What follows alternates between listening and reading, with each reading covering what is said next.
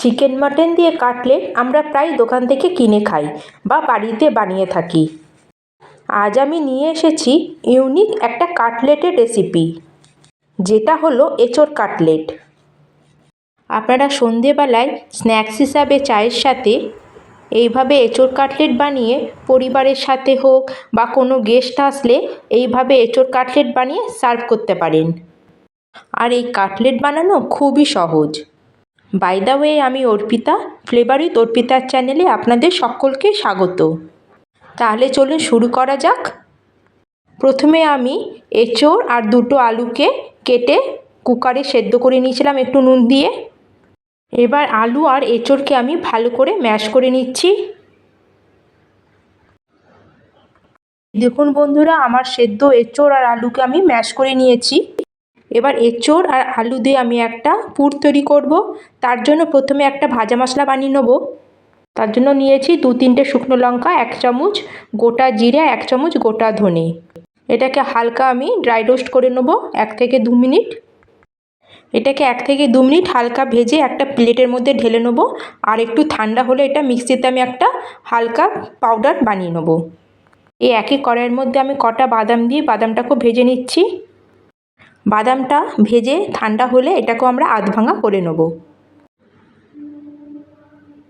এবার কাটলেট বানানোর জন্য আমরা পুরটা তৈরি করে নেব। তার জন্য কড়াইতে প্রথমে আমি পরিমাণ মতো সর্ষের তেল দিয়ে দেবো। আর তেলটা একটু গরম হলে ওর মধ্যে দিয়ে দিচ্ছি একটা মিডিয়াম সাইজের পেঁয়াজ কুচি। পেঁয়াজটা একটু লাল লাল করে ভাজা হলে এর মধ্যে আমি দিয়ে দিচ্ছি 3 চামচ মতো আদা রসুনের পেস্টটা।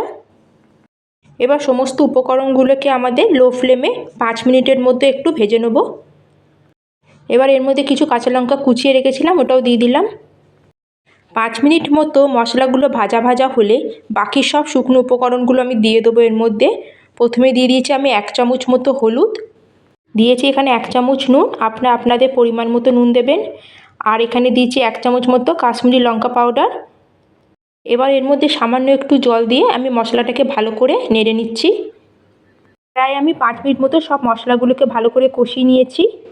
এবার এর মধ্যে ম্যাশ করে রাখা আলু আর ম্যাশ করে রাখা এঁচোড়টাকে আমি দিয়ে দিচ্ছি।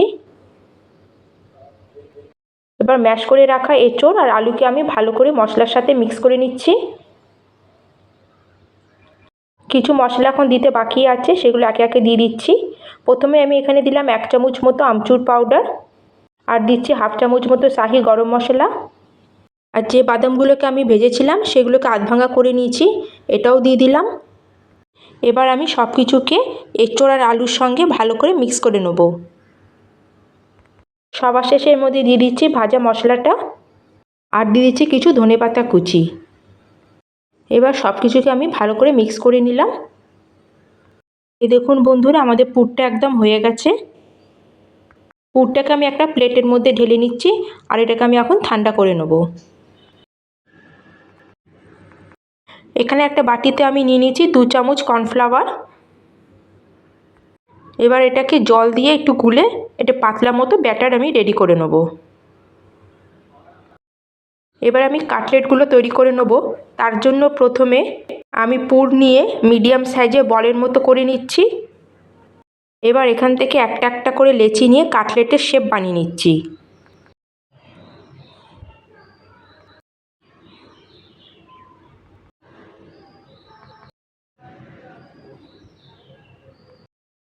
প্রথমে লেচিটাকে হাতের সাহায্যে লম্বাটে করে নিয়ে তারপর হাতের তালু দিয়ে প্রেস করলেই কাটলেটের শেপ তৈরি হয়ে যাবে।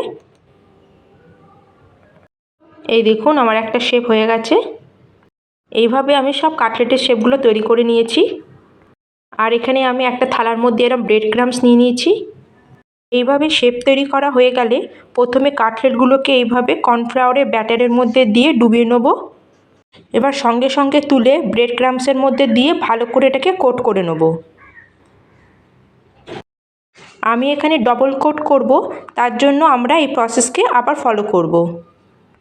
আমার ডবল কোট হয়ে গেছে। আমি আরেকটা কাটলেট করে দেখাচ্ছি। এইভাবে কাটলেটটাকে কর্নফ্লাওয়ারের ব্যাটারে দিয়ে ব্রেড ক্রাম্বসের মধ্যে কোট করে আবার কর্নফ্লাওয়ারের মধ্যে দিয়ে আবার ফাইনালি আমি ব্রেড ক্রাম্বসে দিয়ে দিলাম। আপনারা যদি ট্রিপল কোট করতে চান সেটাও করতে পারেন। এভাবে আমি সব কাটলেটের শেপগুলো তৈরি করে নিয়েছি। এবার এগুলোকে আমি ভেজে নেব। কড়াইতে আমি তেল দিয়ে নিয়েছি। তেলটা ভালো মতো গরম হলে এবার আমি একে একে কাটলেটগুলো তেলের মধ্যে ছেড়ে দেবো।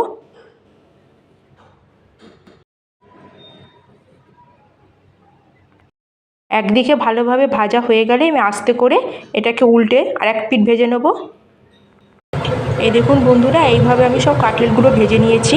এবার এটাকে সার্ভ করব। এই দেখুন কত সুন্দর ক্রিস্পি আমার এঁচোড়ের কাটলেট রেডি।